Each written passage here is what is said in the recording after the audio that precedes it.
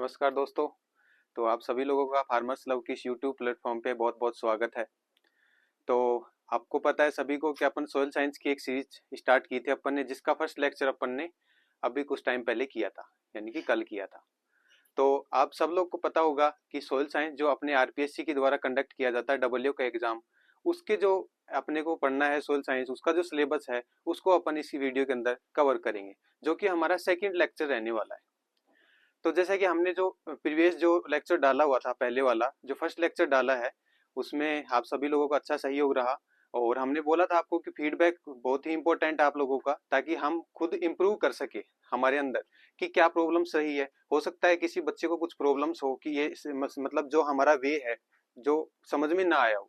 तो आप लोगों का फीडबैक है मोस्ट इम्पोर्टेंट था। आप सभी लोगों का बहुत बहुत धन्यवाद कि आप सभी लोगों ने फीडबैक दिया।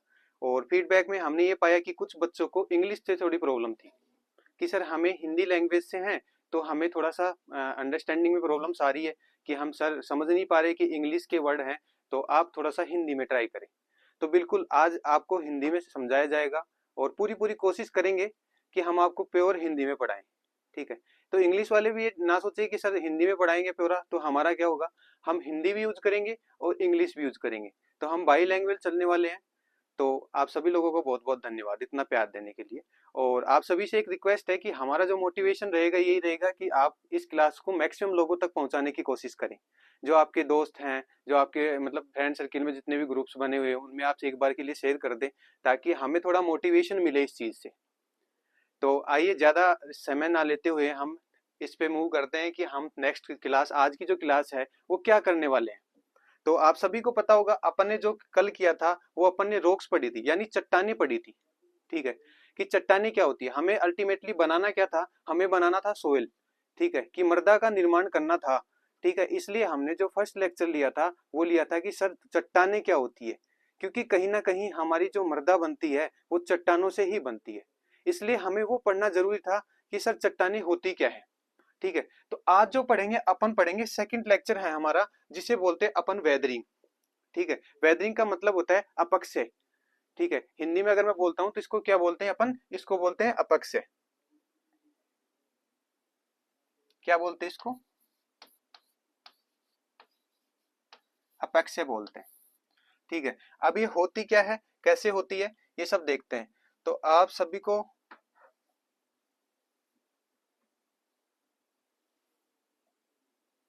ठीक है, आप सभी को पता होगा कि वेदरिंग मतलब हमने एक टर्म कही थी कल, एक सीक्वेंस या एक सीरीज कही थी, जिसमें क्या था कि सबसे पहले हमारी चट्टाने थी। क्या थी,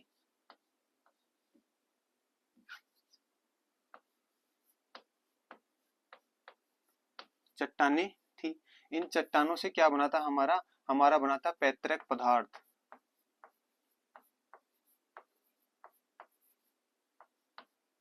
ठीक है, इससे क्या बनी थी, हमारी मृदा बनी थी।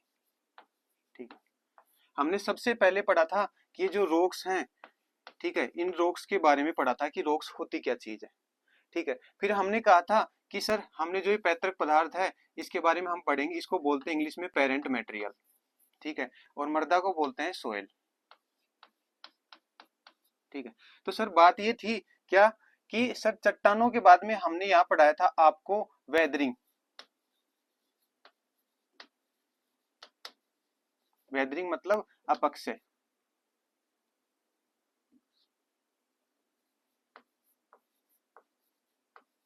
अपक्षय मतलब चट्टानों का जब अपक्षय होता है तो क्या बनती है, हमारा पैतृक पदार्थ बनता है, जिसे हम पेरेंट मटेरियल कहते हैं।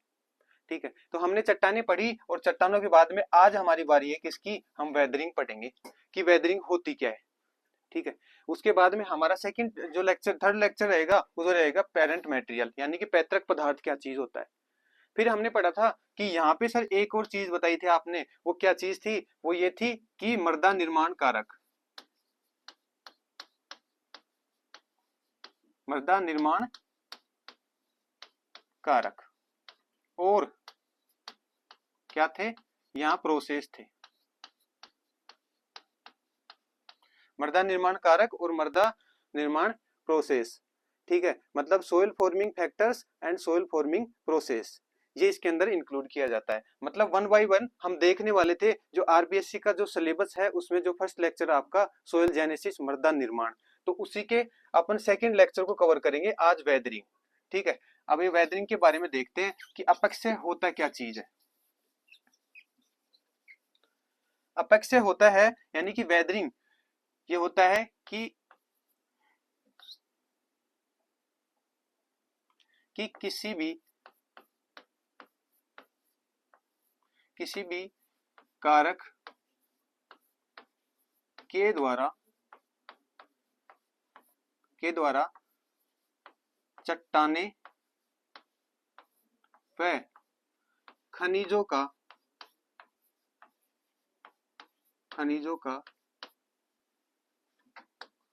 टूटना व अपघटन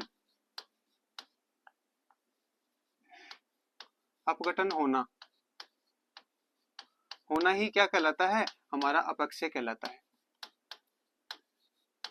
ठीक है, इसको क्या कहते हैं, अपेक्स मतलब कि जब रॉक्स एंड मिनरल्स का क्या होता है, डिसइंटीग्रेशन एंड डीकम्पोजिशन होता है, उसको अपन क्या कहते हैं, उसको वेदरिंग कह देते हैं। सर आपने दो टर्म यहाँ पे यूज की है कि किसी भी कारक, ये कारक कोई भी हो सकता है। ठीक है, हो सकता है आपका वाटर हो सकता है आपका भाई तापमान हो सकता है कोई केमिकल रिएक्शंस हो रही हो। ठीक है, तो इसी के बिहाफ पे अपन वेदरिंग का क्लासिफिकेशन भी करते हैं। ठीक है, तो सबसे पहला हमारा क्या है कि सर इसमें आपने बताया कि किसी भी कारक के द्वारा चट्टानों व खनिजों का, चट्टाने बोले तो रॉक्स एंड खनिज बोले तो मिनरल्स का क्या करना, टूटना व अपेक्स होना। अपेक्स का मीन्स होता है डीकम्पोजिशन।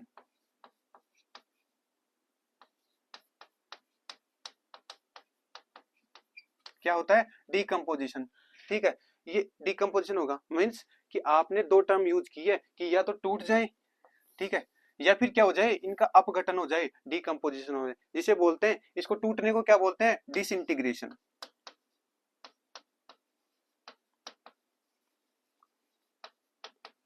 डिसइंटीग्रेशन बोलते हैं। ठीक है, तो अभी इन्हीं दो वर्डों के बिहाफ पे हमारी जो अपेक्स की जो क्रिया है, वेदरिंग है, जो हमने दो भागों में बांटी हुई है। ठीक है, उसको क्लासिफाई करते हैं तो इन्हीं के बिहाफ पे कि सर अगर कोई रॉक्स है, कोई चट्टान है, सर वो सिर्फ टूट रही है, तो अपन यानी कि टूटना बोला डिसइंटीग्रेशन, अगर वो टूट रही है तो सर वो भी तो एक वेदरिंग है, बिल्कुल वेदरिंग है। अगर सर वो डिकम्पोज हो जाए यानी कि उसमें कोई केमिकल रिएक्शंस हो, उसके केमिकल कंपोजिशन में कोई चेंज आ जाए, रासायनिक अभिक्रिया रासायनिक संरचना में कोई चेंजेस आ जाते हैं, तो उसको अपन क्या कहेंगे, उसको भी वेदरिंग कहेंगे। तो इसी के बिहाफ पे अपन वेदरिंग यानी कि अपेक्स को दो भागों में बांटते हैं। ठीक है, वो कौन कौन से हैं, तो पहला अपन पढ़ते हैं इसका क्लासिफिकेशन कि वेदरिंग का क्लासिफिकेशन क्या होता है।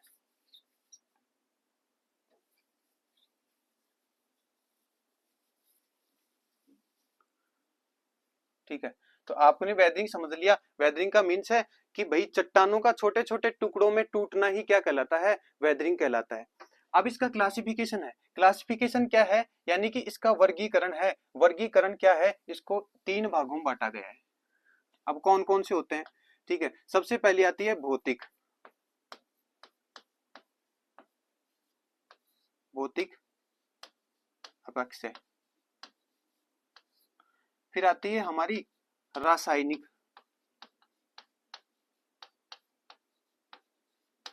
अपेक्स। फिर आती है जैविक,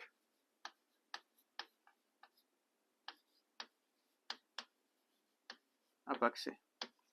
ठीक है, अब इनको इंग्लिश में क्या कहते हैं, इसको कहते हैं फिजिकल वेदरिंग।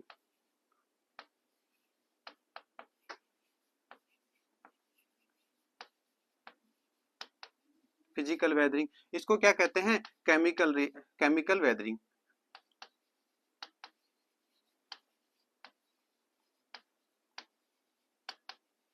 इसको बोलते हैं बायोलॉजिकल वेदरिंग।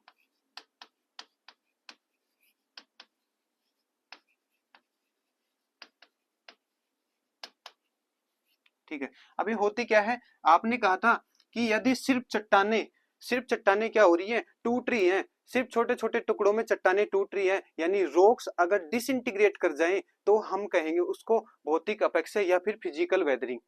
ठीक है। अगर सर चट्टाने, आप कहोगे कि सर चट्टाने सिर्फ टूट नहीं रही, उसमें केमिकल चेंजेस भी आ रहे हैं। ठीक है, केमिकल चेंजेस जहां आ जाते हैं, इसका मीन्स है कि उसका डीकम्पोजिशन हो रहा है। ठीक है, डीकम्पोजिशन का मीन्स, जैसे आपको पता है कि आप जैसे खेत में जाते हो या फील्ड में जा रहे हो किसी के में, ठीक है, तो आप देखते हो कि प्लांट्स के जो लीफ हैं, ठीक है, पत्ते हैं, वो जमीन पर सोइल पे गिरी हुई है, मृदा पे। लेकिन आप 2 से 3 दिन बाद उनको देखते हो कि सर वो एक अलग ही सब्सटेंस में, एक अलग ही पदार्थ में चेंज हो चुके हैं। मतलब आपने देखा कि वो, हम गए तब तो लीव्स थे, मतलब शेड आउट हुआ, उसके बाद में क्या हो गया, वो कन्वर्ट हो गए किसमें, वो कन्वर्ट हो गए हमारी मिट्टी के अंदर, मिट्टी के अंदर मिल गए। इसका मीन्स है कि सर उनका डीकम्पोजिशन हो गया, उनका अपघटन हो गया। ठीक है, तो इस अपघटन की प्रक्रिया, अगर जिसमें रासायनिक अभिक्रिया, मतलब अगर रॉक्स में अगर ये अभिक्रिया हो रही है, रिएक्शंस हो रही है डिकम्पोजिशन को, तो हम इसको क्या कहेंगे, इसको केमिकल वेदरिंग या रासायनिक अपक्षय कहेंगे। लेकिन अगर ये जैविक पदार्थों के द्वारा हो रही है, जैविक, जैसे कि माइक्रोब्स की बात करें, जो सूक्ष्म जीव होते हैं उनके द्वारा हो रही है, या फिर हम खुद कर रहे हैं, ह्यूमन, मनुष्य अगर खुद करता है, तो हम इसको जैविक कहेंगे। ठीक है, तो ये बहुत सारे सब्सटेंस और इनके अलग अलग कारक होते हैं। कौन कौन से कारक होते हैं, वो आइए एक वन बाय वन देखते हैं। सबसे पहले आते हैं आपके फिजिकल एजेंट्स में। ठीक है, उसी के अंदर आ जाता है आपका तापमान, टेम्परेचर। ठीक है, दूसरा हमारा कौन सा आ जाता है सर, दूसरा हमारा आता है वाटर, यानी पानी। ठीक है, तीसरा हमारा कौन सा आ जाता है सर, हमारे आ जाती है विंड, यानी हवा या वायु। ठीक है, फोर्थ हमारा कौन सा हो जाता है, ठीक है, फोर्थ आ जाता है हमारा लाइटनिंग,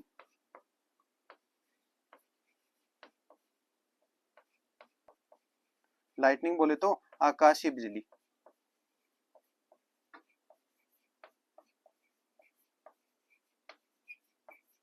आकाशीय बिजली आ जाती है। तो इसमें कुछ एजेंट्स हैं जिनके थ्रू ये होती है।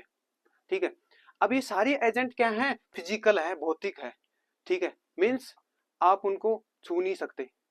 ठीक है, जैसे मैं बात करूं तापमान, उसको छू सकते हो, नहीं छू सकते। आप उसको सिर्फ फील कर सकते हो, उसे बोलते हैं भौतिक। ठीक है, तो भौतिक एजेंट्स हैं। ठीक है, जैसे कि तापमान हो गया अपना, ठीक है, अपना विंड हो गया, वाटर हो गया, या लाइट हो गया, या फिर एक और आता है जिसमें आइस बोलते हैं अपन, आइस के थ्रू भी होता है। ठीक है, हमारे केमिकल में कौन कौन से आ जाते हैं, केमिकल में पहला आ जाता है, सबसे पहले आ जाता है सॉल्यूशन, सॉल्यूशन जिसको बोलते हैं विलियन, क्या बोलते हैं, विलियन। ठीक है, दूसरा होता है हमारा हाइड्रोलाइसिस,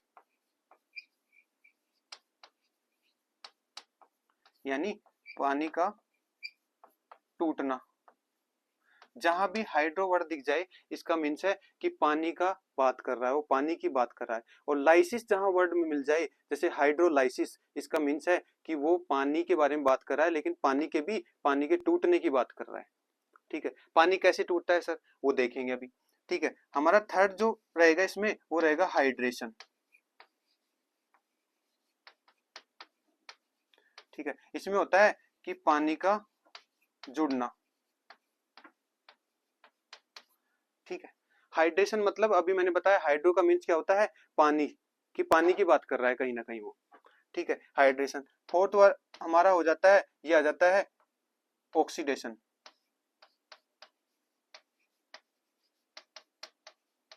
ऑक्सीडेशन जिसे बोलते हैं ऑक्सीकरण,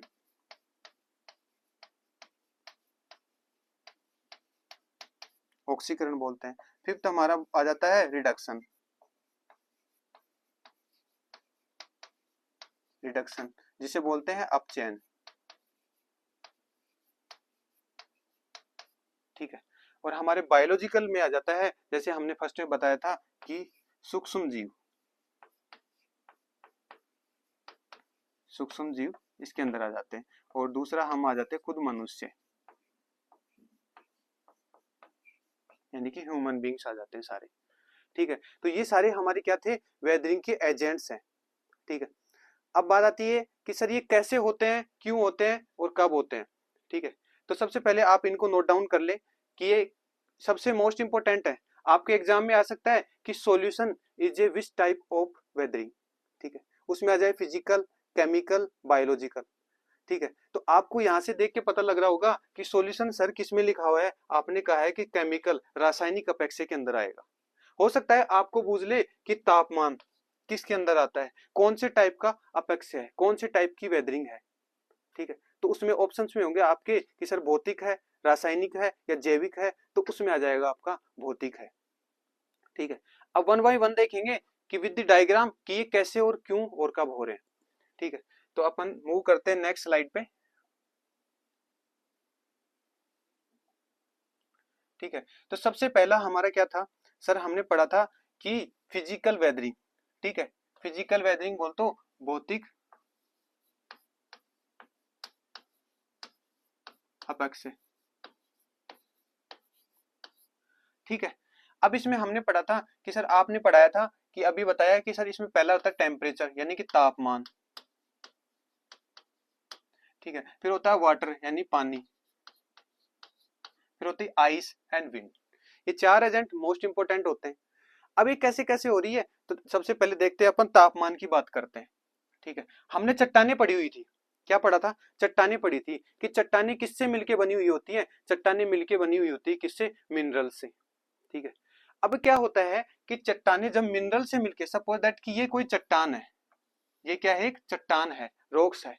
ठीक है, इस रॉक्स में क्या है, अलग अलग मिनरल्स हैं, जैसे मिनरल ए हो गया। ठीक है, और ऐसे करके मिनरल क्या हो गया, बी हो गया। ठीक है, जब क्या होगा कि तापमान का मीन्स है सबसे अल्टीमेट जो यहाँ पे पृथ्वी पे जो टेम्परेचर का सोर्स है या एनर्जी का सोर्स बोल सकते हैं अपन, क्या बोल सकते हैं, सन है, हमारा सूर्य जी है। इसका मीन्स है कि सूर्य से आने वाली जब वो रोशनी है या फिर किरणें हैं, ठीक है, तो ये क्या करेंगी, सीधे आके कहाँ पे गिरेंगी, जैसे ये क्या है, चट्टान है, तो चट्टान की इस सरफेस पे गिरेंगी, यहाँ पे गिरेंगी। ये मिनरल ए था, ये मिनरल बी था। अब इस टेम्परेचर को सहन करने की अलग अलग मिनरल की अलग अलग कैपेसिटी होती है। ठीक है, अब इसमें दो आते हैं, दो टर्म्स आती है, क्या आती है कि सपोज दैट कि ये जो मिनरल था बी था, ये क्या काम करा, थोड़ी सी एनर्जी पाके ही क्या करा, ये पिघलने लग गया। मतलब इसकी साइज में इंक्रीज देखने को मिला, साइज बढ़ने लगा। ठीक है, लेकिन क्या था कि बी है वो थोड़े से हाई टेम्परेचर पे जाके इसकी साइज इंक्रीज करा। इसका मीन्स है कि सपोज दैट कि ये जो ए था और ये बी है। ठीक है, अब ए और बी दोनों कंसिस्ट है एक जगह पे। आपको पता है कि हार्ड होती है, चट्टाने जितनी भी होती है वो हार्ड होती है। ठीक है, जब इस पे ए है, इसका साइज इंक्रीज कर गया, लेकिन जो बी है उसका साइज इंक्रीज नहीं करा, तो क्या करेंगे वो धीरे धीरे इनका जो साइज है, जो धीरे धीरे क्या करेंगे, टूटना स्टार्ट कर देंगे। ठीक है, जिसका सबसे बड़ा एग्जांपल है इस डायग्राम में, देखो आप, इस डायग्राम में क्या है, ये एक चट्टान है। ठीक है, ये क्या है, एक चट्टान है, लेकिन सर चट्टान तो है लेकिन थोड़ा सा कुछ अजीब दिख रहा है इसके अंदर। ठीक है, अजीब क्या है, कुछ अलग सा दिख रहा है सर, कि पत्थर तो एकदम क्रिस्टल एकदम साफ होते हैं, लेकिन ये तो शार्प नहीं है। ठीक है, हमें ऐसा दिख रहा है कि जैसे एक ओनियन हो। ठीक है, मतलब जैसे अपन प्याज देखते हैं ना, प्याज को कट करते हैं, वैसी वैसी कुछ लेयर्स दिख रही है सर, ये देखो एक लेयर ये हुई, एक ये, फिर ऐसे करके लेयर्स बनी हुई है। ठीक है, इसमें सर ये लेयर्स क्यों बनी, लेयर्स इसीलिए बनी कि जब टेम्परेचर क्या होता है किसी भी रॉक्स के, क्या होता, आउटर सतह पे ज्यादा इंपैक्ट करता है। ठीक है, इसकी जो ऊपरी सतह है यहाँ पे ज्यादा इंपैक्ट कर रहा है। इसका मीन्स है कि जो ए मिनरल है वो जल्दी से मेल्ट हो गया और बी है वो जल्दी से नहीं हुआ। तो दोनों में क्या हुआ कि मेल्ट होने के कारण धीरे धीरे कॉन्ट्रास्ट और एक्सपांशन जिसे बोलते हैं, कॉन्ट्रास्ट का मतलब होता है सिकुड़ना। ठीक है, और एक्सपांशन का मीन्स होता है कि खुलना या फूलना। ठीक है, जब ये रिएक्शन इसमें हो रही है दोनों में, तो क्या होगा, धीरे धीरे मिनरल्स टूटना स्टार्ट करेंगे। सबसे पहले कौन सा टूट जाएगा, ए टूट जाएगा, फिर उसके बाद में बी टूट जाएगा। तो ऐसा ही कुछ इसमें हुआ, जिसको इसको बोलते हैं अपन, इस वेदरिंग को बोलते हैं या इस एपेक्सिया को बोलते हैं, सबसे पहले इसको बोलते हैं ओनियन टाइप वेदरिंग।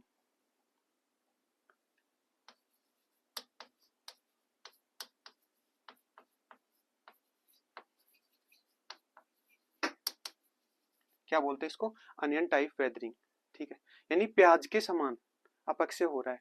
ये देखो आपको ऐसा लग रहा होगा कि कहीं ना कहीं सर ये रॉक्स नहीं, हमें तो प्याज दिख रही है, जिसे बोलते हैं एक्सफोलिएशन।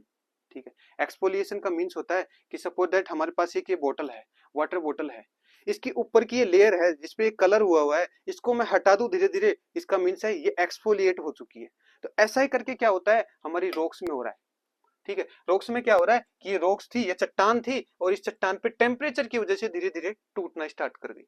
ठीक है, तो टेम्परेचर का आता है क्वेश्चन अगर, तो ये आएगा कि भाई कौन से टाइप की सबसे ज्यादा वेदरिंग जो है, सबसे कौन सी रॉक्स में सबसे ज्यादा टेम्परेचर से होता है, तो होता है हमारा ग्रेनाइट और बेसाल्ट के अंदर। ठीक है, कौन कौन सी होती है, ग्रेनाइट और बेसाल्ट के अंदर ये सबसे ज्यादा होता है। अब बात आती है सर ये आइस। ठीक है, अब आइस का क्या कंसेप्ट होता है, आइस का मीन्स होता है बर्फ। ठीक है, ये देखो इसमें कुछ डायग्राम में दिखाया गया आपको, डायग्राम में क्या शो हो रहा है कि ये कोई चट्टान थी सर। अच्छा, इसमें ये कुछ गैप था, ये गैप है, इस गैप में क्या था, पानी था। ठीक है, लेकिन धीरे धीरे क्या देख रहे हो आप, गैप धीरे धीरे पानी भरा, पानी भरे से धीरे धीरे आइस में यहाँ बर्फ जम गया। लेकिन बर्फ जमने से कैसे टूट सकता है यार। ठीक है, कि सर बर्फ जमने से कोई पत्थर कैसे टूट सकता है। ठीक है, वो इसलिए टूट सकता है कि जब पानी से, पानी जब बर्फ में परिवर्तित होता है, आइस बनाता है क्रिस्टल्स, तो उसमें क्या होता है 9% उसका वॉल्यूम इंक्रीज हो जाता है। कितने परसेंट, ये मोस्ट इंपोर्टेंट है कि 9% उसका वॉल्यूम यानी कि आयतन। ठीक है, आयतन क्या कर जाता है, इंक्रीज यानी बढ़ जाता है। ठीक है, इसका मीन्स है कि अब जब आपका न्यू फ्रिज आता है घर पे, नया फ्रिज आता है, तो आप देखोगे उसके इंस्ट्रक्शन पे लिखा होता है कई बार। ठीक है, या फिर नई आप कांच की बोतल लेके आते हो, तो उसमें लिखा रखा है क्या कि do not use in refrigerators. ठीक है, या डीप फ्रीजर्स। डीप फ्रीजर क्या होता है कि सर आपके घर पे जो फ्रिज है ना, उस फ्रिज में दो पार्ट होते हैं। ठीक है, हमें जब बर्फ जमानी होती है, आइस कि हमें आइसक्रीम खानी है, तो हम क्या काम करते हैं, उसको डीप फ्रिज में रखते हैं। अदरवाइज क्या करते हैं अपन, नॉर्मल नीचे वाले बॉक्स में रखते हैं। अपन डीप फ्रीजर में जब उसको रखते हैं, तो कई बोतलों पे, वाटर बोतल पे इंस्ट्रक्शन पे लिखा होता है यही कि डू नॉट, कि इस बोतल को यूज नहीं किया जाए कि डीप फ्रीजर के अंदर। क्यों नहीं किया जाए सर, ये क्या बात हुई, हम तो फ्रिज लेके आए, हम तो बोतल लेके आए, हम तो डीप फ्रिज में यूज करेंगे। वो इसलिए क्योंकि आपकी बोतल टूट सकती है। क्यों सर, कि हमने बोतल को क्या काम किया, कंप्लीटली सपोज दैट ये वाटर बोतल है, ठीक है, और ये कांच की है। ठीक है, हमने इसको पूरी तरीके से अच्छे से फिल कर दिया है पानी से, और हमने पूरा बंद किया अच्छे से, और हमने डीप फ्रीज के अंदर रख दिया। लेकिन सर आपने बताई थी, क्या बताया था कि सब सर जब आइस है ना, वाटर जब आइस में कन्वर्ट होता है, बर्फ में बदलता है, तो उसमें क्या होता है 9% उसका वॉल्यूम इंक्रीज हो जाता है। ठीक है, जिसके फलस्वरूप कितना प्रेशर पड़ता है बोतल के ऊपर, या फिर मैं बात करूं कि पर फीट या पर इंच कितना प्रेशर पड़ता है, तो उसके अंदर जो प्रेशर पड़ता है ना, वो पड़ता है 1465, ठीक है, टन पर मीटर स्क्वायर। 1 मीटर स्क्वायर में 1465 टन, जो कि इतना हाई है कि किसी भी रॉक्स को तोड़ सकता है, किसी भी चट्टान को तोड़ सकता है, इसीलिए आपकी बोतल को भी तोड़ सकता है। इसलिए नेक्स्ट टाइम ध्यान रखें कि अगर वाटर बोतल लेके आए हैं और वो कांच की है स्पेशली, तो आप उसको डीप फ्रिज में ना रखें। ठीक है, तो यही कंसेप्ट लगता है कहीं ना कहीं। फिर सेकंड कंसेप्ट ये आता है कि सर ये समझ में नहीं आया कि आप ये एक बात बताओ कि ये तो ओपन था ना एरिया। ठीक है, जब आइस बनी, जब इस वाटर की, जब आइस क्रिस्टल्स में जमना स्टार्ट हुआ, तो एक बात बताओ कि ये तो ओपन था, इसका मीन्स है कि पानी तो भर गया, पानी भरने के बाद में जब ये बर्फ में बदला, उसके बाद में इसका वॉल्यूम इंक्रीज हुआ, तो सर ये यहाँ भी तो हो सकता था ना, ये इतना प्रेशर इस पे क्यों लगाया कि इसको पत्थर तोड़ने की जरूरत पड़ गई। इसका कंसेप्ट ये है कि जब सराउंडिंग में सपोज दैट कि इसके आसपास इतना कम टेम्परेचर है कि माइनस में है, सपोज दैट कि -10 डिग्री सेल्सियस है। ठीक है, या फिर और भी कम हो सकता है। ठीक है, आप पढ़ते हो कि भाई इधर चले जाओ आप अपने, ठीक है, नॉर्थन रीजन में चले जाओ, ठीक है, जम्मू एंड कश्मीर में चले जाओ, वहां पे क्या होता है, बहुत हाई टेम्परेचर, मतलब लो टेम्परेचर रहता है। ठीक है, हमेशा बर्फ जमी रहती है। तो ऐसे एरियाज में क्या होता है कि जो ये जो पत्थर है, ये चट्टान है, इस चट्टान में पानी तो भर गया है, लेकिन ये पानी क्या करेगा, फ्रीज कर जाएगा। वो क्यों करेगा और कैसे इस पे प्रेशर पड़ेगा, क्योंकि सबसे ज्यादा सराउंडिंग का जो टेम्परेचर है ना, वो कितना है 10 डिग्री सेल्सियस है। लेकिन इसके अंदर का है ना, वो इससे कम ही होगा, हो सकता है 8 डिग्री सेल्सियस हो सकता है 5 हो। इसका मीन्स है कि सबसे पहले जो बर्फ बनेगी ना, वो कहाँ बनेगी, वो बनेगी यहाँ पर, इसके नेक पे। ठीक है, जब यहाँ अगर आइस बन चुकी है, इसका मीन्स है कि ये तो कहीं नहीं खिसकने वाला। ठीक है, अगर ये धीरे धीरे टेम्परेचर अपना और डिक्रीज गया, तो ये भी क्या बनेगा, आइस, मतलब बर्फ में चेंज हो जाएगा, और इतना हाई प्रेशर पड़ जाता है इन दोनों पे कि देखो अपना जो पत्थर है या चट्टान है, दो भागों में डिवाइड हो चुकी है। ठीक है, तो टेम्परेचर का आता है या फिर सॉरी आइस का आता है, तो उसमें एक ही कंसेप्ट लगता है वाटर के अंदर। पहला कंसेप्ट क्या कि सर जब वाटर से आइस बनती है, मतलब पानी से अगर बर्फ बन रही है, तो 9% उसका वॉल्यूम आयतन इंक्रीज कर जाता है, बढ़ जाता है। ठीक है, जिसके फलस्वरूप कितना प्रेशर पड़ जाता है सर, वो पड़ता है 1465 टन पर मीटर स्क्वायर। ठीक है, तो इसी कारण से क्या होता है कि टूट गया। और हमारा अल्टीमेट गोल क्या था फिजिकल वेदरिंग का, कि हमें चट्टानों को तोड़ना है। ठीक है, तो टूट चुकी है। तो अपन मूव करते हैं नेक्स्ट स्लाइड पे कि सर नेक्स्ट क्या है। फिर बात आती है हमारे वाटर की। ठीक है, हमने तापमान पढ़ा है, हमने आइस पढ़ी है, अब बात आती है हमारे पानी की। ठीक है, अब पानी का क्या कंसेप्ट है ये देखिए आप। ठीक है, ये क्या था, ये इधर क्या है, समुद्र है, ओशियंस है। इसमें क्या हुआ, समुद्र के आसपास कोई ये रॉक्स थी, चट्टान थी या फिर ये नदी थी। इसमें से क्या हुआ, जब पानी गिरता है इनके ऊपर प्रेशर से, तो ये क्या काम करता है, इनके छोटे छोटे टुकड़े यहाँ ले आता, जो कि आप यहाँ पे ये देख पा रहे होगे। ठीक है, इस इमेज के अंदर आपको दिख रहा होगा कि छोटे छोटे टुकड़े है ना, वो आ चुके हैं यहाँ पे नीचे। इसका मीन्स है कि सर वाटर भी क्या करता है, वेदरिंग करता है। वाटर एक सबसे मोस्ट इंपोर्टेंट वेदरिंग फैक्टर है, सबसे इंपोर्टेंट जो है क्या है, अपेक्षा का एक कारक है। ठीक है, तो मीन्स क्या हुआ, और सबसे बड़ा एग्जांपल आपने देखा होगा, घर बनाने के लिए बजरी का यूज करते हैं, जो कि आजकल बैन है। ठीक है, जिसे अपन बोलते हैं बजरी माफिया। आए दिन न्यूज़पेपर में पढ़ते हो कि बजरी माफिया को वहां पकड़ा या यहाँ पकड़ा। ठीक है, मतलब क्या हुआ कि नदियों में से क्या काम करते हैं ये लोग, बजरी को सप्लाई करते हैं। मतलब सपोज दैट कि ये कोई नदी है, ठीक है, ये नदी है, इस नदी में से यहाँ से बजरी निकाल रखी थी। भाई बजरी नदी में ही क्यों मिलती है, या रिवर में ही क्यों मिलती है। ठीक है, हमारी कोई फील्ड है उसमें बजरी क्यों नहीं मिलती है। ठीक है, उसका रीजन ये है कि जो अपनी नदियां हैं, ये नदियां कहीं ना कहीं कहाँ से निकली है, रॉक्स या फिर बोल सकते हैं माउंटेन्स, कोई पहाड़ों से निकल के आई है। कोई भी नदी का उद्गम केंद्र देखोगे ना, उत्पत्ति स्थान, वो कहीं ना कहीं आपको मिलेगा कि इस पहाड़ से निकलती है। ठीक है, इसका मीन्स है कि इस पहाड़ से निकल के आई है, तो इतना जब ये इधर से निकल के ये इधर आ रही है, यहाँ तक आ रही है, तो इसका मीन्स है कि जब ये इधर आ रही है, तो यहाँ से छोटे छोटे चट्टानों के टुकड़े साथ में लेके आ रही है, छोटे छोटे पत्थर से लेके आ रही है। ठीक है, वो पत्थर क्या काम करते हैं, वाटर में जब तैरते हैं, चलते हैं पानी के साथ में, तो धीरे धीरे आपस में टकराते रहते हैं, और उन टकराव की वजह से क्या होता है, वो छोटे छोटे टुकड़ों में टूटना स्टार्ट कर देते हैं। तभी देखना आप बजरी को कभी हाथ में लेके देखना, क्या होता है, ऐसे दिखेगा कि यार छोटे छोटे पत्थर के टुकड़े लाइक है, छोटे छोटे पत्थर के टुकड़े हैं। ठीक है, तो इसलिए बजरी हमेशा रिवर में बनती है, और वो भी एक टाइप है किसका, वेदरिंग का। कि हमारी जो चट्टाने थी, यहाँ से क्या हुआ, पानी के प्रेशर के कारण चट्टाने, छोटे छोटे पत्थर के टुकड़े साथ में आए, और वो पानी में एक दूसरे में आपस में इतनी भयंकर तरीके से टकराते, इतने प्रेशर के साथ टकराते हैं, जिससे क्या हुआ, वो छोटे छोटे टुकड़ों में टूट जाते हैं। और छोटे छोटे टुकड़ों में टूटने का मीन्स है कि कहीं ना कहीं हम उसकी वेदरिंग कर रहे हैं, नेचुरली हो रहा है। ठीक है, उसकी वेदरिंग हो रही है।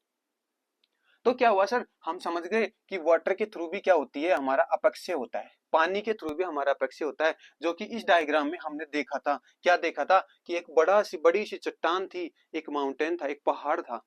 उस पे से जब पानी नीचे आया, तो पानी नीचे आया तो क्या करा, छोटे छोटे टुकड़ों के रूप में वो नीचे लाता गया, किसको, हमारी रॉक्स को छोटे छोटे टुकड़ों में तोड़ के नीचे लाता है। तो ये हमारे ये कंसेप्ट था कि पानी कैसे वेदरिंग करता है। अब बात आती है हमारी विंड। ठीक है, विंड कैसे करती है सर, सर ये क्या चीज है, हमें तो ये समझ में नहीं आया, ऐसे कैसे, मतलब ऐसा कैसे हुआ इसके साथ। ठीक है, ये क्या थी, एक चट्टान थी।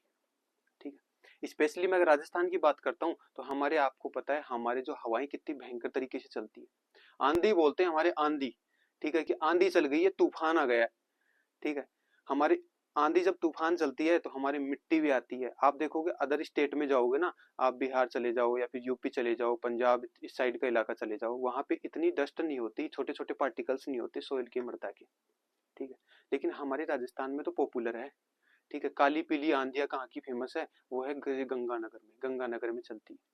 ठीक है, इसका मीन्स है कि सर हमारे आंधियां इतनी भयंकर चलती है, हमारी वायु इतनी भयंकर तरीके से चलती है कि वो किसी पत्थर या फिर किसी चट्टान को भी क्या कर देती, तोड़ देती है।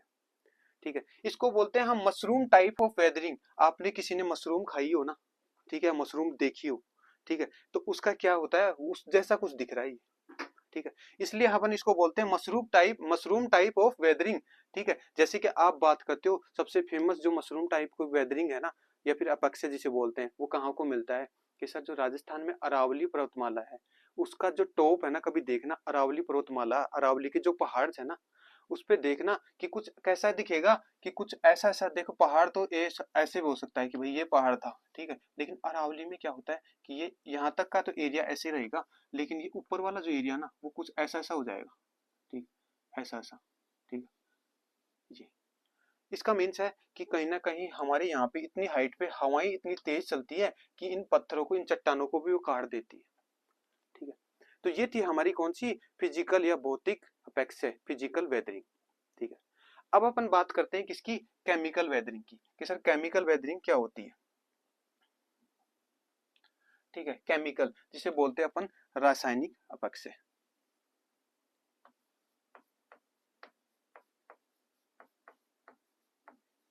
रासायनिक अपक्षय, ठीक है।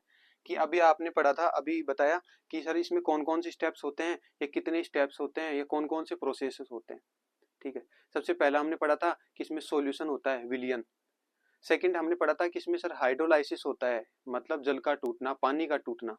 फिर होता है सर हाइड्रेशन, हाइड्रेशन मतलब पानी का किसी खनिज के साथ में जुड़ना, क्या कहलाता है, हाइड्रेशन कहलाता है। फिर हमने पढ़ा था ऑक्सीडेशन, ऑक्सीकरण जिसे बोलते हैं, या फिर हमने पढ़ा था सर अपचयन जिसे बोलते हैं रिडक्शन।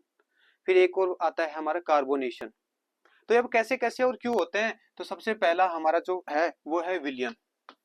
क्या है, विलियन, ठीक है। विलियन में क्या होता है सर, जिसे बोलते हैं सॉल्यूशन। सबसे फेमस एग्जांपल आपने पढ़ा होगा कि पानी में चीनी को मिलाते तो क्या बन जाता है, सॉल्यूशन बन जाता है।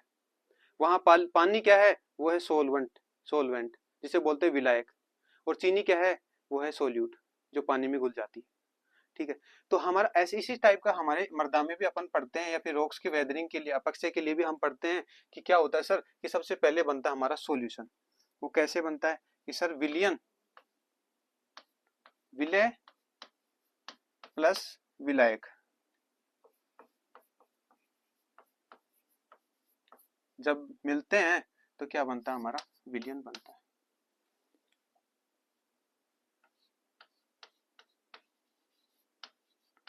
विलियन बनता है, ठीक है। अब इसमें सर ये इंपॉर्टेंट क्यों है हमारे लिए, ठीक है, हमें तो वेदरिंग पे फोकस करना है ना, ना तो हमें चाय बनानी है, ना फिर हमें नींबू पानी बनाना है। नींबू पानी बनाना होता तो हम क्या करते, हम बोल देते सीधे सीधे, क्या बोल देते कि सर हम क्या करेंगे कि चीनी लेंगे और पानी लेंगे। हमने अभी बताया कि चीनी क्या था, ठीक है, चीनी क्या था और पानी क्या था, पानी क्या है, विलायक है, चीनी क्या है, विलय है, तो हमारा सोलवेंट बन जाता है एक। बट हमें सोइल के केस में, मृदा के केस में क्या देखना है कि सर मृदा के केस में देखना है हमें CO2 प्लस में H2O, ठीक है। ये जब मिलते हैं तो क्या बनाता है, ये बनाता है H2CO3 जिसे हम बोलते हैं, क्या बोलते हैं, कार्बोनिक अम्ल, ठीक है, जिसे बोलते हैं कार्बोनिक एसिड।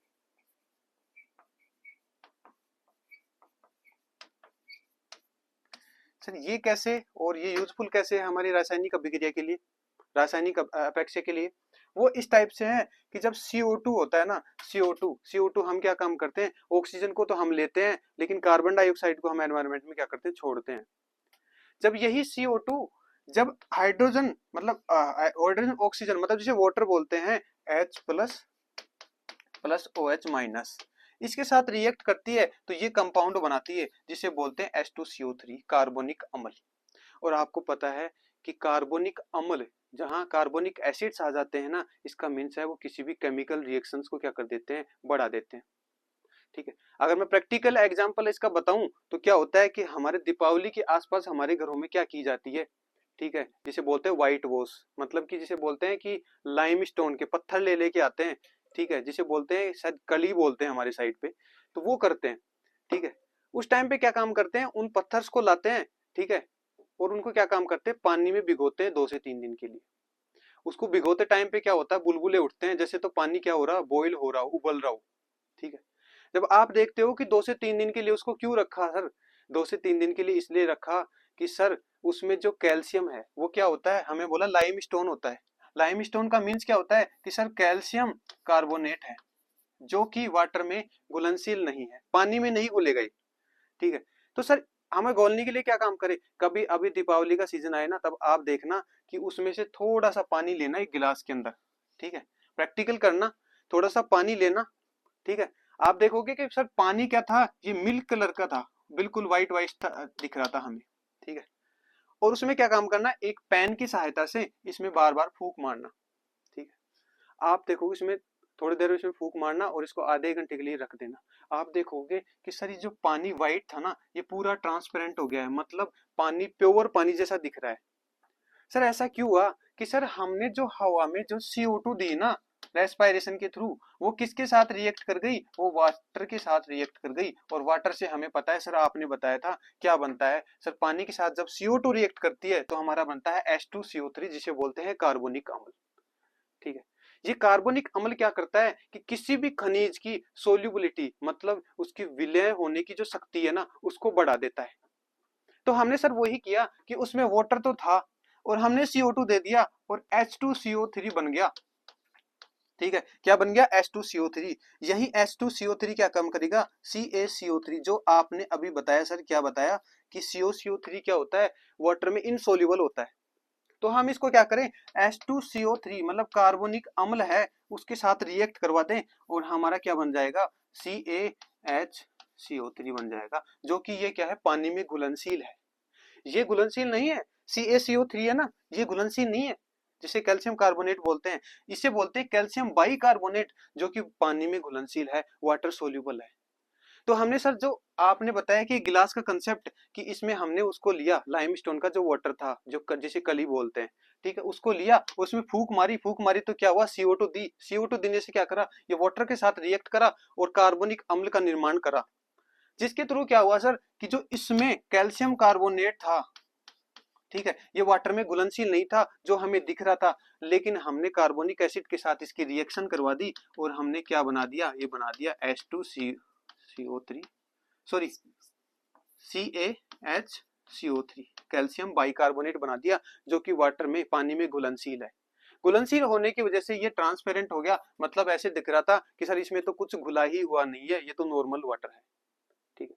तो आई होप कि आप इस सॉल्यूशन वाले पार्ट को अच्छे से समझ गए होंगे। अभी नेक्स्ट अपन बात करते हैं किसकी, कि इसके नेक्स्ट केमिकल रिएक्शंस में कौन सी आ जाती है, नेक्स्ट आ जाती है हमारी सबसे पहली होती है सेकंड होती है, वो कौन सी होती है, वो जाती है अपनी हाइड्रेशन। हाइड्रेशन मतलब पानी का जुड़ना। इसमें क्या है, जब किसी, ठीक है, जुड़ना, जब किसी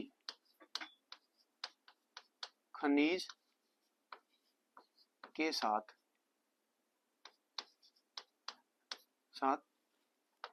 पानी जुड़ जाता है तो हम उसको क्या कहेंगे, उसको कहेंगे हाइड्रेशन, ठीक है। मतलब पानी का फॉर्मूला क्या होता है, H2O होता है, ठीक है। अगर किसी खनिज के साथ H2O जुड़ जाए तो हम उसको क्या कहेंगे, उसको कहेंगे हम हाइड्रेशन। हाइड्रेशन मतलब हाइड्रो मतलब वाटर और एशन का मीन्स होता है कि जुड़ना। अब कैसे, एग्जाम्पल अगर बात करूं तो आप सभी ने जिप्सम देखा हुआ है, ठीक है। जिप्सम क्या होता है, ठीक है, जिप्सम होता है सर कि हम एग्रीकल्चर के हैं तो हम तो एक ही जानते हैं सर, जिप्सम का यूज कहाँ किया जाता है कि सर हमारी जो एल्काइली सॉइल्स, जो क्षारीय मृदाएं होती है, स्पेशली बात करूँ सोडिक सॉइल होती है, उसमें हम उसके इम्प्रूवमेंट के लिए करते हैं, उसको सुधारने के लिए करते हैं, ठीक है, जिप्सम का यूज।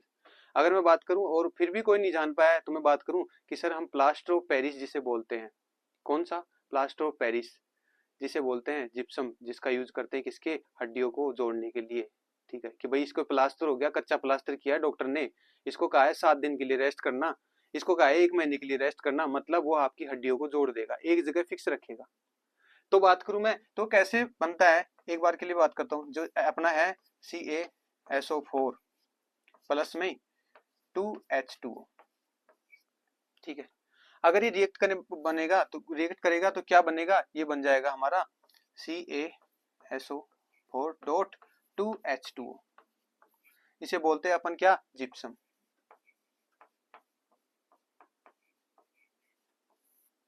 जिप्सम बोलते हैं इसको।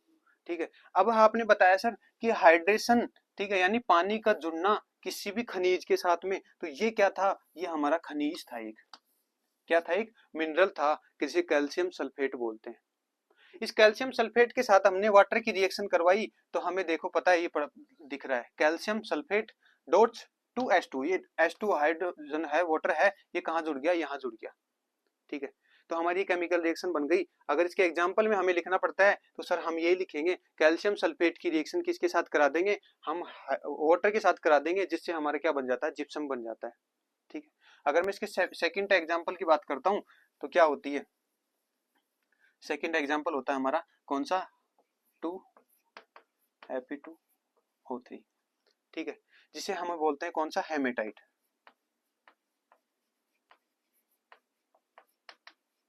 ठीक है, इसके साथ में किसकी रिएक्शन करा दे, आपको पता है हमने हाइड्रोजन की बात हो रही, वाटर की बात हो रही। ठीक है, तो वाटर की बात हो रही तो अपन क्या करेंगे, इसमें H2 की रिएक्शन करा देंगे, 3H2, तो ये क्या बन जाएगा, Fe2O3 डॉट 3H2O। ठीक है, जिसे बोलते हैं लिमोनाइट। क्या बोलते हैं, लिमोनाइट। अब आपको पता है कि जो हेमेटाइट होता है ना, वो कौन से कलर का होता है सर, लाल कलर का होता है, लाल यानी कि रेड कलर। ठीक है, लेकिन हमारा जो लिमोनाइट होता है ना, वो कौन से कलर का होता है सर, ये हमारा येलो कलर का होता है। ठीक है, इसका मीन्स है सर, आपने बताया था कि जब रासायनिक अभिक्रियाएं या फिर हम रासायनिक अपेक्षा पढ़ते हैं, केमिकल वेदरिंग पढ़ते हैं, तो उसमें क्या होता है, इनका अपघटन होता है। ठीक है, केमिकल फिजिकल में हमने पढ़ा था सिर्फ छोटे छोटे टुकड़ों में तोड़ना है, तो हम उसको फिजिकल में इंक्लूड करे थे, लेकिन आपने ये भी कहा था सर कि केमिकल जहां पढ़ेंगे मतलब अपघटन की रिएक्शंस आएंगी, वहां क्या होगा कि पूरा केमिकल कंपोजिशन ही चेंज हो जाएगा। आप ये देखिए, ये लाल कलर का था, ठीक है, इसका केमिकल कंपोजिशन क्या था, सिर्फ Fe2O3 था, लेकिन इसके साथ वाटर और जुड़ गया, तो क्या बना हमारा, Fe2O3 3H2O बन गया, जिसे बोलते हैं अपन लिमोनाइट। और ये कौन से कलर का होता है, येलो, मतलब प्रॉपर्टीज में चेंज आ गया, कलर कंपोजिशन, केमिकल कंपोजिशन की बात करूं मैं, या फिर इसके रंग या फिर कलर की बात करूं, तो क्या होता है, इसका चेंज आ गया। तो सर आपने कहा था वो सही है, क्या सही है कि केमिकल डिकम्पोजिशन में हमने पता पड़ गया कि क्या होता है। ठीक है, तो ये थी हमारी दो हमने पढ़ दी है, पहला कौन सा हमारा था, सॉल्यूशन। ठीक है, और दूसरी कौन सी हो गई, हाइड्रेशन। अब बात आती है हाइड्रोलाइसिस, कौन सी होती है, हाइड्रोलाइसिस।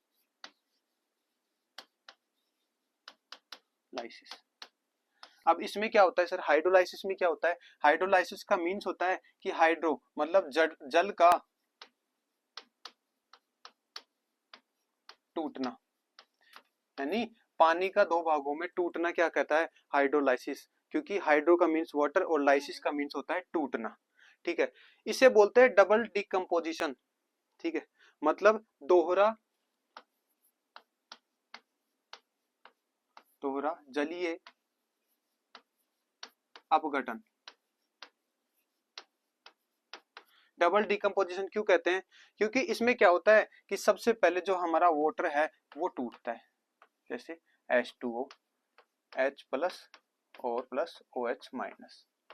आपको पता होगा कि जब H2O को अपन तोड़ते हैं, मतलब पानी को जब तोड़ेंगे तो क्या बनेगा, हाइड्रोजन, और ये क्या बनेगा, हाइड्रोक्सिल आयन। ठीक है, अभी करंट में आप देख रहे होगे कि सर पानी से चलने वाली व्हीकल्स आ रहे हैं, गाड़ियां आ रही है। सर फ्यूचर में हम ये देखते हैं, अभी तो हम सोलर पे डिपेंडेंट है, मतलब जो सूर्य की किरणें आने वाली है, वो सोलर पैनल लगा के हम उस पे क्या काम करते हैं कि हमारी इरिगेशन की मोटर चलाते हैं, हम घर पे पानी की इलेक्ट्रिसिटी सप्लाई करते हैं। लेकिन इन फ्यूचर में हम कहाँ देखते हैं कि हमारा आने वाले कल में हम क्या काम करेंगे, पानी से भी हम व्हीकल चला देंगे। सर कैसे, ये कैसे पॉसिबल हुआ, सर पानी से चल गया तो फिर मजा आ जाना है। बिल्कुल, कैसे, वो ऐसे कि जो हमारा वाटर है, इस वाटर की एक फिनोमेना क्या होता है कि जब ये ब्रेक डाउन होता है तो ये हाइड्रोजन और हाइड्रोक्सिल आयंस में होता है। ठीक है, और आपने पढ़ा होगा कि हाइड्रोजन जो गैस होती है ना, ये ज्वलनशील होती है। ठीक है, ये जलने के काबिल होती है कि इसको जलाया जा सकता है। ठीक है, इसका मीन्स है कि अगर अपन वाटर को किसी व्हीकल में डाल दें, ठीक है, किसी गाड़ी के अंदर डाल दें और उसमें क्या हो, एक फिनोमिना, एक प्रोसेस हो कि इसमें ये वाटर डलते ही क्या काम करे, ये इस वाटर को तोड़ दे H+ और OH- आयन में। ठीक है, तो हम इस हाइड्रोजन का यूज करके क्या काम करेंगे, हमारे व्हीकल्स को, हमारी गाड़ियों को चलाएंगे। ठीक है, तो डबल डिकम्पोजिशन में यही है कि सबसे पहले क्या होता है कि हाइड्रोजन, जब हमारा वाटर है वो H+ और OH- आयन्स में जो टूटेगा, उसके बाद में क्या होता है, उसके बाद में होगा ये कि सपोज दैट कि ऑर्थोक्लेज एक टाइप का क्या होता है, खनिज होता है, जिसका फॉर्मूला होता है, क्या होता है, KAlSi3O8, जिसे क्या बोलते हैं, ऑर्थोक्लेज। ऑर्थोक्लेज बोलते हैं। ठीक है, उसके बाद में सर कि हमारा ये जो वाटर है, आपने कहा कि ब्रेक डाउन हो गया, इसका मीन्स है H अलग, ठीक है, और OH अलग, ये दो चीज हो गई। इसका मीन्स है कि ये +1 रखता है ये पोटेंशियल, और ये भी +1 रखता है, तो यहाँ से पोटेशियम और यहाँ से हाइड्रोक्साइल आयन ये क्या काम करें, निकल जाएंगे। इसका मीन्स है कि हमारे पास क्या बच गया, हमारे पास बच गया क्या, HAlSi3O8 प्लस KOH, जिसे बोलते हैं हम क्ले मिनरल्स, क्ले खनिज। ठीक है, तो ये कौन से टाइप का हमारा एग्जांपल हो गया, ये एग्जांपल हो गया हमारा हाइड्रोलाइसिस का। ठीक है, तो ये हमारा हाइड्रोलाइसिस कंप्लीट हो गया है। अब अपन बात करते हैं किसकी, अब इससे नेक्स्ट बात आती है हमारे ऑक्सीडेशन एंड रिडक्शन की। दो प्रोसेस होते हैं, कौन कौन से, ऑक्सीडेशन एंड रिडक्शन। सबसे पहला आता है हमारा 3rd नंबर पे ऑक्सीडेशन। ऑक्सीडेशन जिसे बोलते हैं ऑक्सीकरण।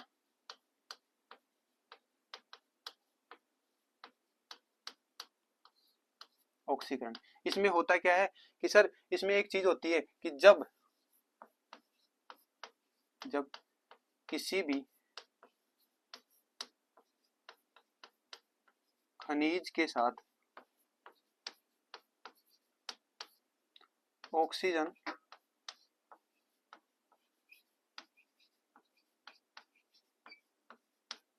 जुड़ जाए या हाइड्रोजन और इलेक्ट्रॉन्स क्या करें, निकल जाएं,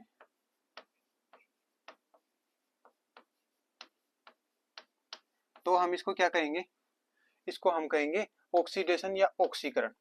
ठीक है, लेकिन जब अपन बात करते हैं किसकी, अपन बात करते हैं अपचयन, जिसे बोलते हैं अपन क्या, रिडक्शन।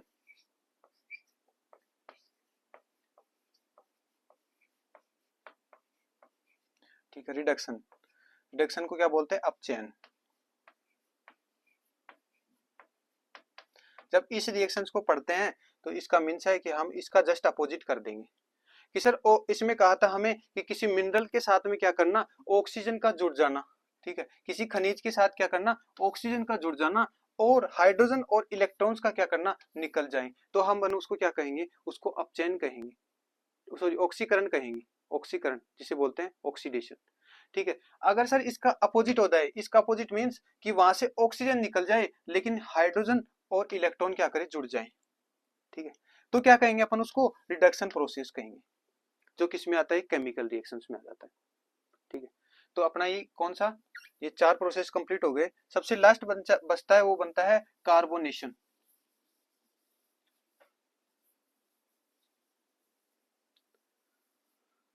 कौन सा बचता है,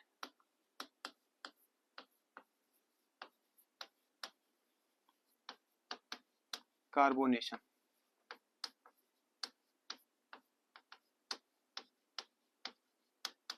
ठीक है, इसमें क्या होता है कि सर किसी भी खनिज के साथ, किसी भी क्षारीय खनिज के साथ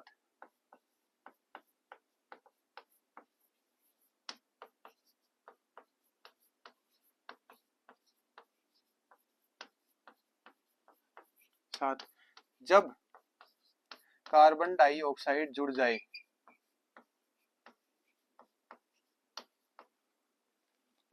तो हम इसको क्या कहेंगे,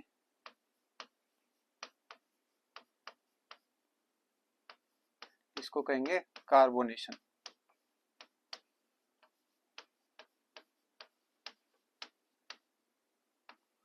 कहेंगे। जिसका एग्जाम्पल मैंने सबसे पहले दिया था सॉल्यूशन वाले पार्ट में, कि जब हमारा CO2 प्लस H2O रिएक्ट करता है तो क्या बनाता है, H2CO3। और जब ये H2CO3 बन गया हमारे पास, जिसे बोलते हैं कार्बनिक अम्ल,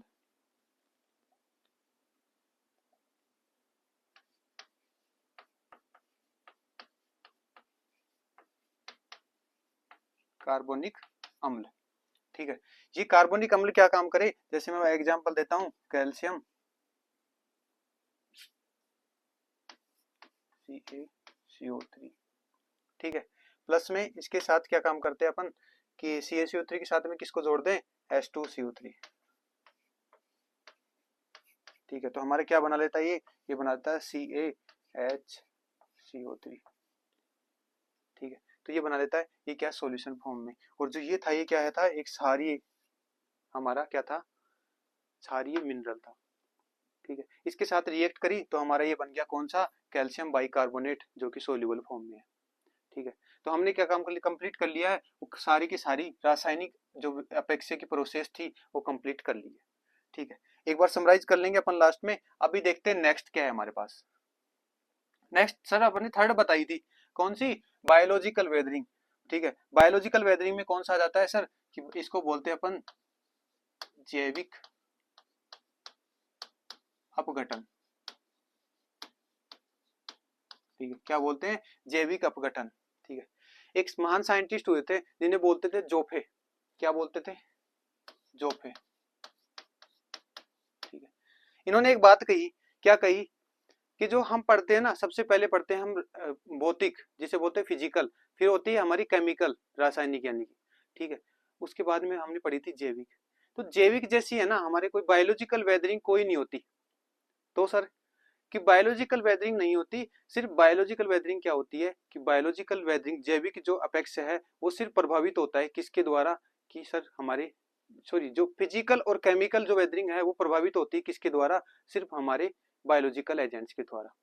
ठीक है, इसमें क्या हो रहा था सर, हमने अभी डायग्राम में आप देख रहे हो कि बायोलॉजिकल वेदरिंग में हमने कुछ बताया था, क्या बताया था, कि या तो माइक्रो ऑर्गेनिज्म सूक्ष्म जीव,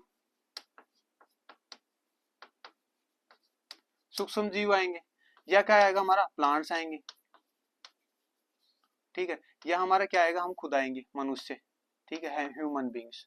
ठीक है, मनुष्य हम खुद आ जाते हैं। ठीक है, तो सर ये कैसे हुआ, देखो जितना भी ये प्लांट है, सपोज दैट प्लांट कैसे करता है। अभी आप इस पिक्चर में देख पा रहे होगे कि सर ये रॉक्स थी, ये चट्टान थी कोई, इस चट्टान से ये क्या निकला, एक प्लांट निकला, और देखो इसको छोटे छोटे टुकड़ों में तोड़ दिया। ठीक है, अब जोफे ने यही तो कहा था कि सर बायोलॉजिकल वेदरिंग नहीं होती, लेकिन जैविक पदार्थों के द्वारा उसको सिर्फ बढ़ाया जा सकता है, ऐसी कोई अलग टर्म इसको नहीं दे सकते अपन। ठीक है, मतलब उसने यही कहा कि छोटे छोटे टुकड़ों में टूट गई, तो छोटे छोटे टुकड़ों का मीन्स तो अपना ये हो गया ना कि सर हम भौतिक अपेक्ष फिजिकल वेदरिंग की बात कर रहे हैं। Physical weathering by the biological agent, ये भी तो बोल सकते हैं इसको, कि भौतिक जो अपेक्षा हो रहा है किसके, सूक्ष्म जीव या फिर जैविक चीजों के द्वारा। तो इसमें देखो ये छोटे छोटे टुकड़ों में टूट गई। कई बार आप देखते हो आपके घर के आसपास भी पीपल के पेड़ हैं, वो दीवारों में अक्सर उग जाया करते हैं। ठीक है, ठीक ठीक है, तो पीपल के पेड़ उग जाते हैं तो अपन उनको क्या कर देते हैं, काट देते हैं। ठीक है, इसका मीन्स हो गया कि वो कहीं ना कहीं हमें डर था कि अगर ये दीवार में चला गया, ये प्लांट की जो रूट्स हैं वो दीवार में चली गई तो क्या काम करेगी, ये दीवार को तोड़ देगी। और कई बार अक्सर देखा भी होगा पुराने घरों में। ठीक है, तो ये था रीजन कि भाई प्लांट्स ऐसे करते हैं। अपन कैसे करते हैं ह्यूमन बींग्स, या फिर प्लांट्स की जो सेकंड चीज है वो है कि भाई जब इनकी रूट्स जड़े जाती है, तो ये जड़े क्या काम करती है, ये अंदर जाती है और इनको छोटे छोटे टुकड़ों में, देखो ये अलग अलग पार्ट में इस पूरी चट्टान को इसने तोड़ दिया है। ठीक है, इस पत्थर को पूरे को इसने तोड़ दिया है। फिर हमारी बात आती है, हम बनाते हैं भाई रोड बेड बना रहे हैं, रोड्स बना रहे हैं। ठीक है, बिल्डिंग से बना रहे हैं, उसमें भी तो क्या काम कर रहे हैं, हम पत्थर को तोड़ तोड़ के तो ला रहे हैं, तो वो हमारे द्वारा तो की जा रही है। तो उसमें क्या था कि भाई ह्यूमन बींग्स या फिर मनुष्य के द्वारा की जाने वाली वेदरिंग आ गई। ठीक है, बायोलॉजिकल में। अब बात आती है कि भाई सूक्ष्म जीव कैसे करते हैं सर, कि सूक्ष्म जीव ऐसे करते हैं, देखो ये कोई पत्थर है, ये कोई चट्टान है, इस पे हमारे लोकल लैंग्वेज में बात करूं तो बोलते हैं सर काई आ गई।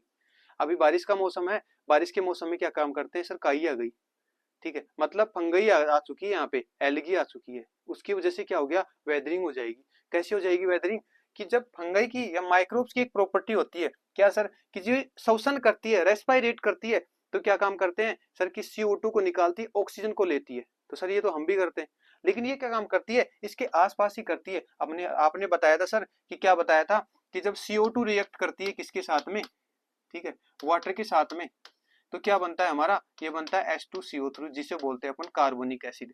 और ये कार्बोनिक एसिड किसी भी मिनरल को, किसी भी खनिज को क्या कर देता है, सोल्यूबल फॉर्म में ले आता है। पहला रीजन तो ये था। दूसरा रीजन ये था कि इनकी एक प्रॉपर्टी होती है सर, कि एक्स्ट्रा सेल्यूलर एंजाइम्स, मतलब बाहरी कोशिकाएं, एक इनकी जो कोशिका होती है वो क्या काम करती है, कि बाहरी एंजाइम्स का सिक्रेशन करती है, मतलब निकालती है। अपनी क्या प्रॉपर्टी है, कि खाना खाते हैं हम, अपन ने खाना खाया, वो पेट का काम है, अंदर जाने के बाद में उसको डाइजेस्ट कैसे किया। लेकिन इनमें कोई भी अपना डाइजेस्टिव सिस्टम नहीं होता, छोटे छोटे जो सूक्ष्म जीव है उनमें कोई भी डाइजेस्टिव सिस्टम नहीं होता, पाचन तंत्र नहीं होता है। तो ये क्या काम करते हैं, कि अपनी बॉडी से, अपने शरीर से क्या काम करते हैं, जैसे सपोज दैट कि ये कोई प्लांट पार्ट था, ये कोई लीव्स थी, इस लीव्स पे क्या करेंगे, ये आएंगे और आने के बाद में एंजाइम्स को यहाँ पे छोड़ देंगे अपनी बॉडी से। और ये एंजाइम्स क्या काम करते हैं, इसको छोटे छोटे टुकड़ों में, या फिर मैं बोलूं अपघटन कर देंगे। अपघटन के बाद में क्या करेंगे, इसमें से न्यूट्रेंट निकलेंगे, चाहे मैं नाइट्रोजन बोलूं, चाहे मैं फॉस्फोरस बोलूं, चाहे कैल्शियम बोलूं, ये निकलेंगे। और ये अपने ग्रोथ एंड डेवलपमेंट, वृद्धि के लिए ये क्या काम करते हैं, इसको यूज कर लेंगे, ठीक है। जब ये एक्स्ट्रा सेलुलर एंजाइम्स का सिक्रेशन करते हैं, इसका मीन्स है ये ऑर्गेनिक एसिड्स होते हैं। ये भी क्या होते हैं, एक ऑर्गेनिक एसिड्स होते हैं, और इन ऑर्गेनिक कार्बनिक अम्ल होते हैं। इन कार्बनिक अम्लों की वजह से क्या होता है, इनका अपक्षय हो सकता है, ठीक है। तो ये थी हमारी वेदरिंग कंप्लीट, यानी कि अपक्षय कितने टाइप का होता है, कैसे होता है, क्यों होता है, कब होता है, अपने सारा समझा है। आई होप आप सभी को समझ में आया होगा। एक बार जस्ट ब्रीफली अपन रिवाइज थोड़ा सा कर लेते हैं कि क्या क्या चीज थी हमारी फर्स्ट स्लाइड के अंदर, ठीक है।